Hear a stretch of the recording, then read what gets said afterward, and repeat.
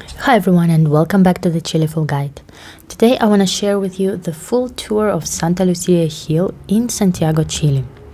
This hill in Spanish is called Cerro Santa Lucia and it's also known as Mapuche Hill, Uelen Hill, Cerro Uelen.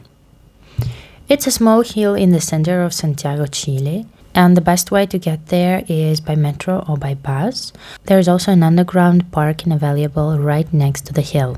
The closest metro station to the hill is Bellas Artes. This hill is 69 meters over the surrounding area, and the hill is a remnant of a volcano that is 15 million years old.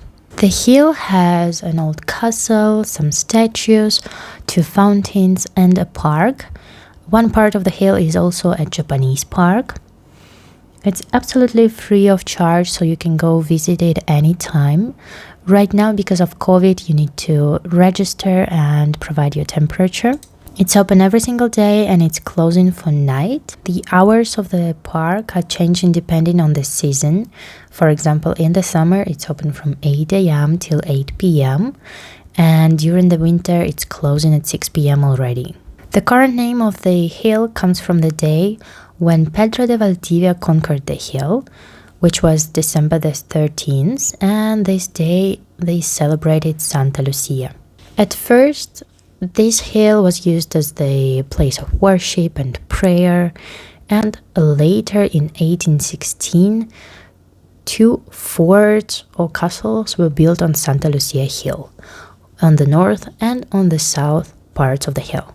Right now, there is one castle where you cannot go because it's permanently closed. However, you can see it from the outside and through the gates.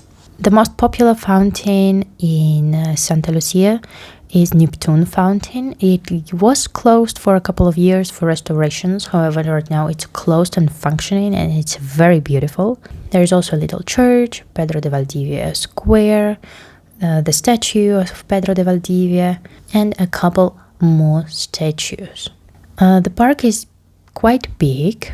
It's 65,000 square meters, and there are a lot of paths that lead you around the hill, on top of the hill, so you can decide where you're gonna go.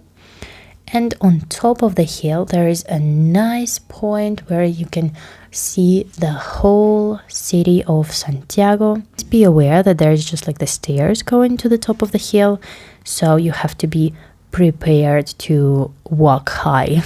And also, like a side note, there are a couple of paths on the Santa Lucia Hill that are not in a very good condition, so I recommend do not take them if you're not quite sure in your strength or abilities, because they're quite slippery.